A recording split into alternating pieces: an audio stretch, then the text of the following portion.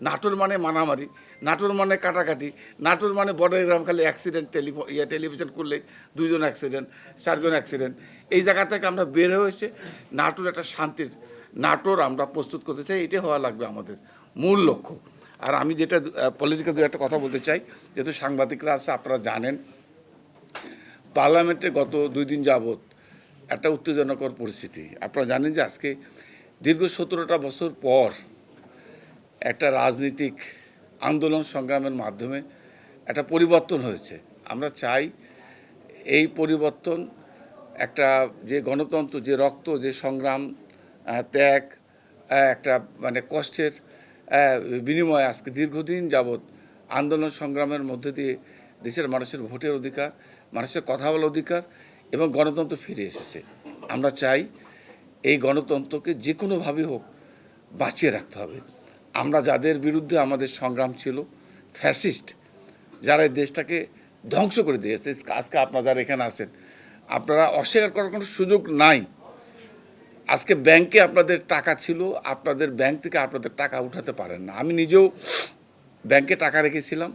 এই 17 বছর আমার ব্যাংক বন্ধ ছিল, ফ্রিজ করা ছিল।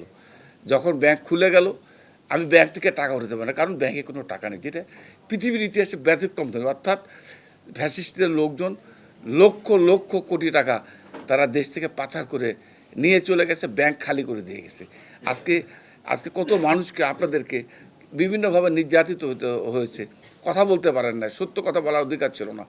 আজকে মানুষ কিন্তু সত্য কথা বলতে পারছে এবং তারা তাদের স্বাধীনভাবে সব কিছু করার সুযোগ ছিল। আজকে কিন্তু আমরা মনে করি আজকে সেই কষ্টের অর্জিত যে গণতন্ত্র, কষ্টে অর্জিত যে সংসদ, আজকে আমরা মনে করি এই গণতন্ত্র, এই সংসদকে বাঁচিয়ে রাখতে হবে দেশের মানুষের জন্য। তা আমি বিশ্বাস করি যারা এই যে ওয়াকআউট করছেন বা আন্দোলন সংগ্রামের কথা বলছেন, তাদের কাছে আমার আহ্বান থাকবে, তাদের কাছে আমাদের অনুরোধ থাকবে যে আজকে আপনাদের কষ্ট, আমাদের সকলের কষ্টের অর্জিত যে গণতন্ত্র, এটা যেন ফ্যাসিস্ট যাদের কারণে আমরা পিছিয়ে গেছি, যাদের কারণে আজকে এই অর্থনৈতিক ধ্বংস হয়ে গেছে, এই জায়গাটাকে আবার ফেরত আসতে হলে আমাদের আরও কষ্ট করতে হবে, আরও অনেক ত্যাগ করতে হবে। আর এই জন্য আমরা চাই সকলে মিলে ঐক্যবদ্ধভাবে আজকে এই দেশটাকে আগামী দিনে এগিয়ে নিয়ে যেতে হবে। আমরা বিশ্বাস করি যে কথাগুলো নিয়ে আজকে পত্রিকায় আজকেও দেখলাম বিভিন্ন আলোচনা, যে আমরা কখনোই এই যে সংস্কারের কথাগুলো নিয়ে আজকে আলোচনা হচ্ছে। আমরা তো সংস্কারের বিরুদ্ধে কখনোই ছিলাম না। আজকে সংস্কারের পক্ষে আমরা, আমাদের প্রধানমন্ত্রী, আমাদের দলের নেতারা, আমরা পার্লামেন্টে একটা কথা বলার চেষ্টা করেছি, কারণ দেশ তো একটা সাংবিধানিক একটা নিয়মের মধ্যে দিয়ে দেশ পরিচালিত হয়।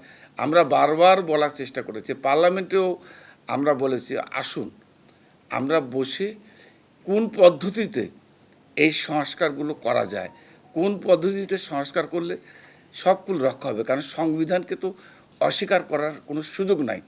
আমরা চাই সংবিধানকে রক্ষা রেখে এই সংবিধানের মধ্যে দিয়েই সকল সংস্কার আমরা করতে চাই, আমাদের দলও করতে চাই।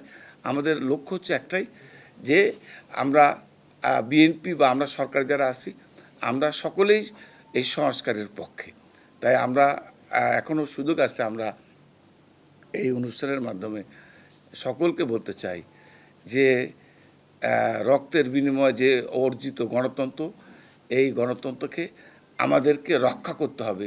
এটা আজকে যারা সরকারে আছেন, সরকারের বাইরে যারা আছেন, সকল রাজনৈতিক দল, সকল মানুষের ঐক্যবদ্ধ প্রচেষ্টাই হচ্ছে আগামী দিনে এই গণতন্ত্রকে রক্ষা।